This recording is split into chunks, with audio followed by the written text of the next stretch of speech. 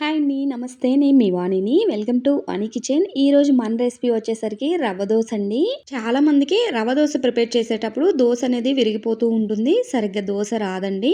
కానీ నేను చెప్పిన విధంగా ఈ టిప్స్ ఫాలో చేయండి. రవ్వ దోసని పర్ఫెక్ట్గా ప్రిపేర్ చేసుకోవచ్చు. లేట్ చేయకుండా ఈ రవ్వ దోసని ప్రిపేర్ చేయడం కోసం ముందుగా ఒక బౌల్ తీసుకొని అందులోకి 1 కప్పు సూజీ రవ్వను వేసుకోవాలి. ఒక అరకప్పు బియ్యం పిండిని వేసుకోవాలి. అరకప్పు మైదా పిండిని వేసుకోవాలి. 1 కప్పు పుల్లటి పెరుగును వేసుకోవాలి. ఒకవేళ మీ దగ్గర పెరుగు లేకపోతే చిక్కటి మజ్జిగనైనా వేసుకోవచ్చండి. ఈ సూజీ రవ్వ, బియ్యం పిండి, మైదా పిండి, పెరుగు అంతా కలిసే విధంగా బాగా మిక్స్ చేసుకోవాలి.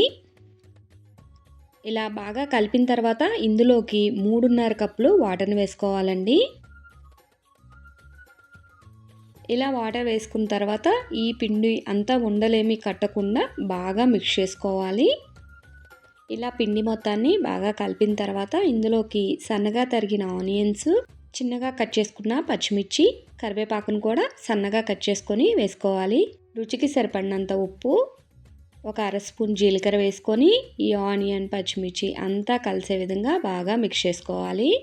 నేను 1 కప్పు సూజీ రవ్వకి అరకప్పు బియ్యం పిండి, అరకప్పు మైదా పిండి, 1 కప్పు పుల్లటి పెరుగు, 3.5 కప్పుల వాటర్ని వేసుకోవాలి. మనం ఒకే కప్పుతో అన్నిటిని తీసుకున్నట్లయితే మనకి రవ్వ దోశ అనేది పర్ఫెక్ట్గా వస్తుందండి. ఇలా పిండి మొత్తాన్ని బాగా కలిపిన తర్వాత ఈ పిండిని ఒక 10 నిమిషాలు నానబెట్టుకోవాలి.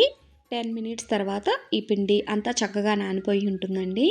ఇప్పుడు ఈ పిండి మొత్తాన్ని గరెట్తో బాగా మిక్స్ చేసుకోవాలి. ఇలా పిండి మొత్తాన్ని బాగా కలిపిన తర్వాత ఈ పిండితో మనం వెంటనే దోశలు వేసేసుకోవడమేనండి. దోశను వేయడం కోసం స్టవ్ మీద దోశ ప్యాన్ పెట్టుకొని ప్యాన్ బాగా హీట్ అయిన తర్వాత వాటర్ని స్ప్రింకిల్ చేసుకొని మనం కలిపిన పిండిని మనం దోశ వేసే ప్రతిసారి పిండి మొత్తాన్ని బాగా కలుపుకొని బౌల్ నిండా పిండిని తీసుకొని ఇలా పైనుంచి పిండిని వేసేసుకోవాలండి. దోశ కొంచెం కాలిన తర్వాత పైన ఆయిల్ని వేసుకోవాలి. మనం దోశ ప్యాన్ని అటు ఇటు జరుపుకుంటూ దోశ మొత్తం ఈవెన్గా కాల్చుకోవాలండి. ఈ రవ్వ దోశ కాలడానికి కొంచెం టైం పట్టిద్దండి.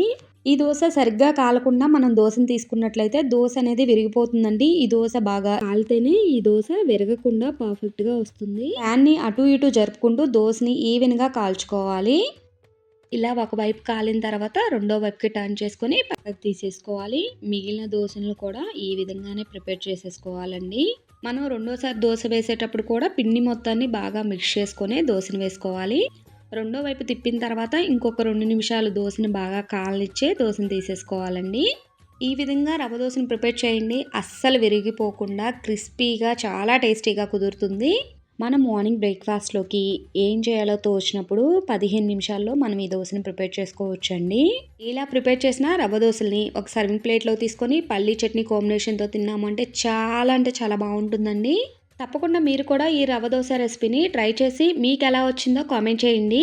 ఈ వీడియో నచ్చితే ప్లీజ్ లైక్ చేయండి. మీ ఫ్రెండ్స్ అండ్ రిలేటివ్స్కి షేర్ చేయండి. నా ఛానల్ని ఫస్ట్ టైం చూస్తున్నట్టయితే ప్లీజ్ సబ్స్క్రైబ్ చేసుకోండి. Thank you for watching. మరొక మంచి వీడియోతో మళ్ళీ కలుద్దాం.